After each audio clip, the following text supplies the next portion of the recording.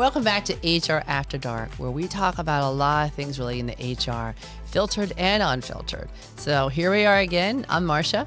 And I'm Meghan, and today we're going to be diving into a very interesting topic, interim HR services. Interim HR. Interim. You know, it's a funny word. People are always like, well, what's interim? Why is it, what's so different about interim? I'm like, well, interim is very simple. It's basically using us on a temporary basis.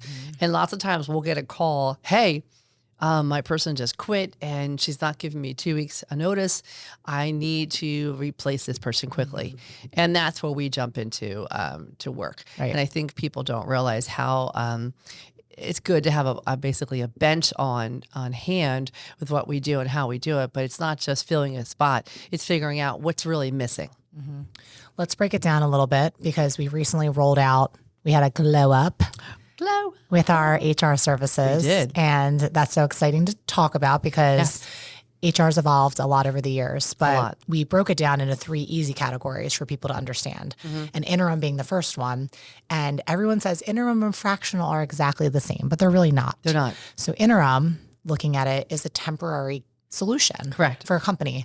If someone has a quick exit from the company, if there is a need in the leadership team that maybe is kind of sitting void for quite a while, CHRO level all the way through HR manager level. Correct. Interim for just a short time, not ongoing, which is fractional. Moving. Exactly. That's a whole different episode. Yes. But why, I think people always ask, why should I do something interim? I said, well, it really depends. If it's going to hold you back from doing your business, it's going to hold you back from basically hitting your numbers. You need somebody in there. You want to call us to make sure you get interim, but it's not just a person in there. We ask a lot of intake questions to make sure it's the right fit the first time. Yeah. Definitely. I agree. And I think that interim is a great solution if a business is not ready to say, okay, let's get this job posted and hire within the next 5 weeks.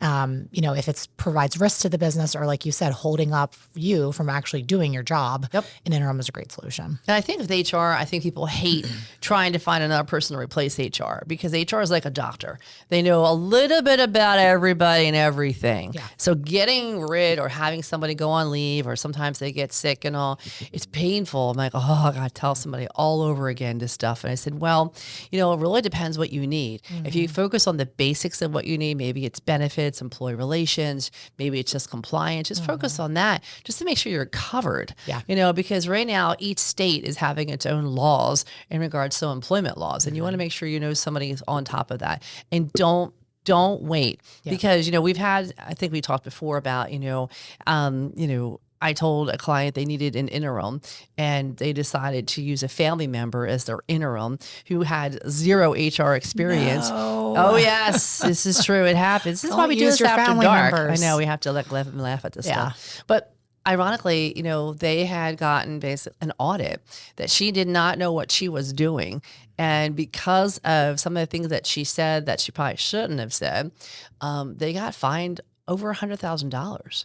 And, and then he called me back, the owner, and just had his tail between his legs and said, yeah, you were right. We probably should have hired somebody who knew what they were doing. Yeah. I said, but you live and learn. Yeah. That's what makes so much fun out there. But I mean, for people who are listening out there, but for us, we try to keep you out of trouble. Yeah. And I always tell people, don't be cheap when you do your interim support. Yeah. Don't be cheap. I think another client that comes to mind when I think about interim is these larger companies that have had the same HR resource for 25 years. And maybe it's time for a culture shift and they're not ready to dive into the recruitment process yet. And they more so need to evaluate what they have and where they want to go. Right. So I'm thinking about one that we work with that has been with us for about 6 months, just trying to understand where the business is going and at what level do we need to hire an HR person. So that's another perk that kind of comes with that interim is that you can do the assessment while you're on the job and also evaluate what the business actually is calling for. Oh, well, we also found that out too when we have an interim who really knows what they're doing. And they go into a company mid-sized, usually under 100 employees, and they think they had like the best ever HR person, and they realize that we bring to their attention things that should have been done that weren't being done, or the handbook wasn't updated, or just small little things, or I-9s aren't really done right. Yeah. And then we bring it to their attention, not to make us look better. It's just the fact that like, hey, we're here to help you and to stay out of trouble. So we've had a few times where I think they realize, oh my gosh, we really have to step it up in regards to our resource for here. And so many, I know it's tough times out there right now, but don't fall short on basically having the right HR resource right now. It's so important. Yeah, I totally agree with that. I also think that when it comes to like the overall HR function, I've never seen so many people calling for interim solutions, which kind of calls to tell me that, the workforce is changing a lot in the way that people are hiring, the way that people are looking at what they actually need. So interim is not just for HR. Interim is for all parts of management and other of course, other functions in the business, but specifically management. Oh, I think all the service areas. So like your IT is already, most of the time, it's a given nowadays is IT is outsourced as it is, most companies. I think marketing is becoming bigger as well. I think obviously accounting and finance is already out there. Supply chain is already out there. And HR is just a natural piece to be part of that professional services side of the house. So we see the growth on our end. And it's so interesting because people say, well, when the economy gets better, I'd rather have somebody in-house. I'm always like, well, why? Like we take care of their benefits, we take care of their 401k. Why would you want to do it when you actually have not only the expertise of a person, but of the entire team? Yeah. So it doesn't limit you in regards to finding the expertise of things that you need.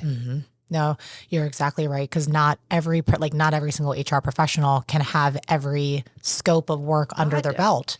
You wish, but it doesn't happen. No, but that's right. They get an entire team with them. The whole team. It's fantastic. And it's interesting too, because I always tell people I love asking the question, well, what's missing? And most of the time when you talk to a CEO, they do not fully know what an HR person is doing at that company.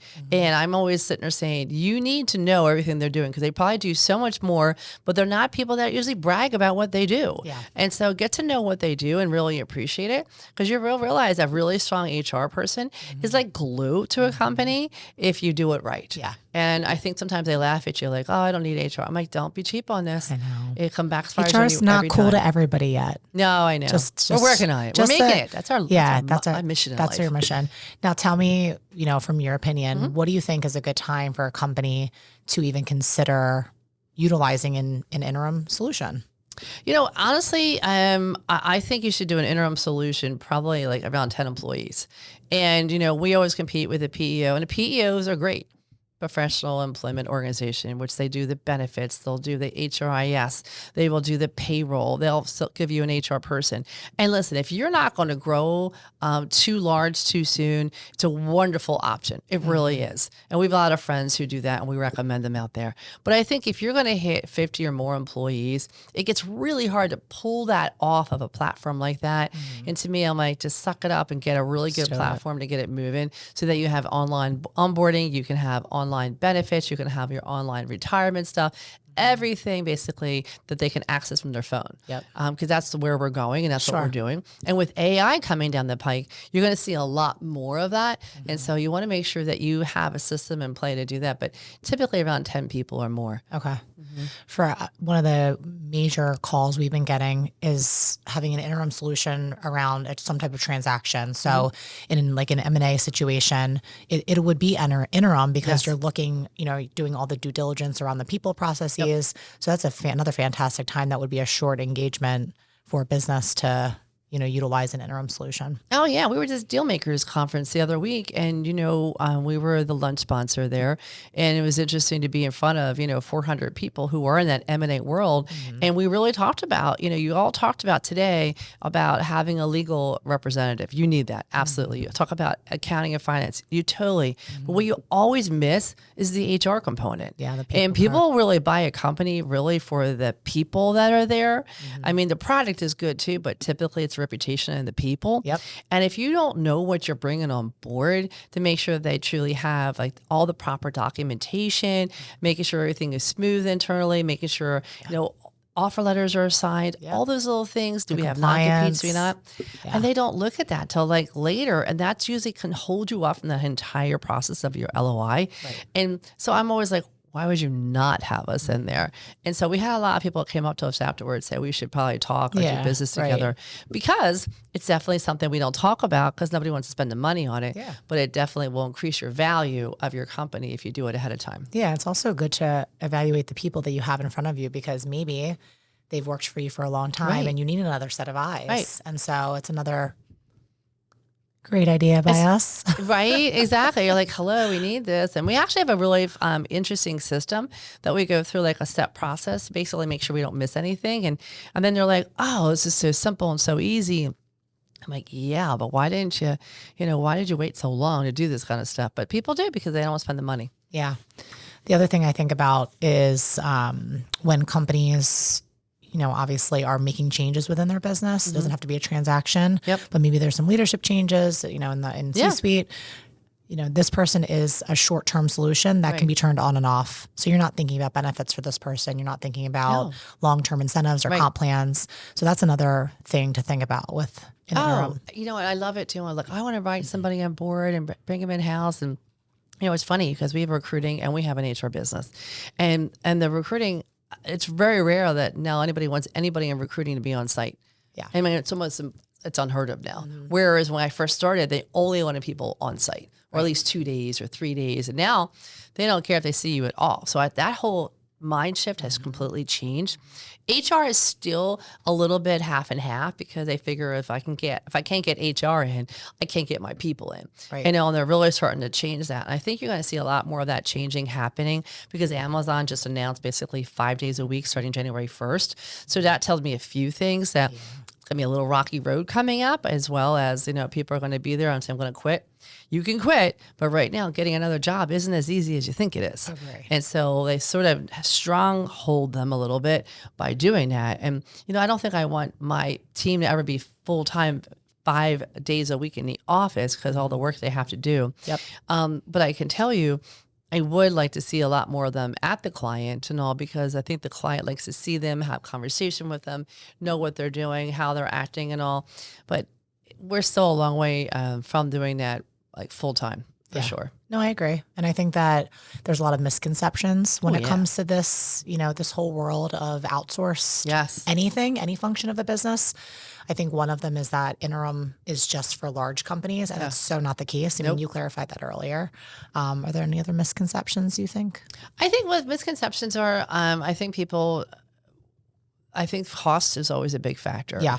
And then again, the HR person knows everything in a company. Mm-hmm. And so here I am telling this person everything in the company. And if I have to change that person, it's painful. And we've had to do that because we 20% of people leave a year for us on the HR side. Not that we want them to leave, but our clients take them. Because we have the best people. I know. And they get so comfortable. And then they realize like, I don't like juggling 4 or 5 clients. I want to just go to one. And so I always let them go. I said, you have to do what's best for you and your family, but now you're officially alumni, which we take care of as well. And I said, it's interesting to see the differences, but I think with interim, I personally think it's going to get larger. I personally think that more and more companies are going to focus on what they do best, and they're going to basically do the interim out all over the place. Yeah. But I think we've only just begun on what we're going to see next. I completely agree with you. I think the biggest takeaway is that an interim solution is perfect for businesses to not have a disruption in their business. Correct. That's where they're going, and that's where like we're chasing. So yeah, but don't wait too long. Like lots of times they'll say, okay, it's been 6 weeks. We haven't had anybody. We need somebody here and we got to move on that. And so it is interesting to see that tie together. And I just sat there like, are you sure you want to do that? And I said, why don't you give us a call? And I always offer, like, just talk to us if you have any questions or whatsoever. Of course. And then usually when they're in trouble or something went down pretty bad, they'll call us. Like, I need somebody. I'm like, oh. Yep. And it's more painful that way. But It works. And it doesn't always have to work. I mean, interim solutions are amazing, but if you know exactly what you want, maybe you have somebody on your team that can move into that next role, or maybe there's someone you've identified that you've worked with in the past. It doesn't have to be a solution. It's a great solution, but many companies have other options to hire from within or hire, from other opportunities. So yeah, I would say that my only caution of that is making sure that it's a lot of confidential information. Yeah. And you want to make sure that not only do you trust your person, but people will say to me, oh, I'm okay. I saw their salary, but I'm okay. A lot of times they're not okay. And they're like, well, how come this person's making this and I'm not making that? Yeah. So you can also open up a can of worms. So you got to be very careful to make sure somebody's mature enough to understand that and realize where they're at. Great point. Yeah. So this was a great conversation. I love talking about interim. I think in our next episode, we'll talk about fractional. Great. And the differences between those. So can't wait. Thank you everybody for joining us today on HR After Dark, and we'll catch you next time.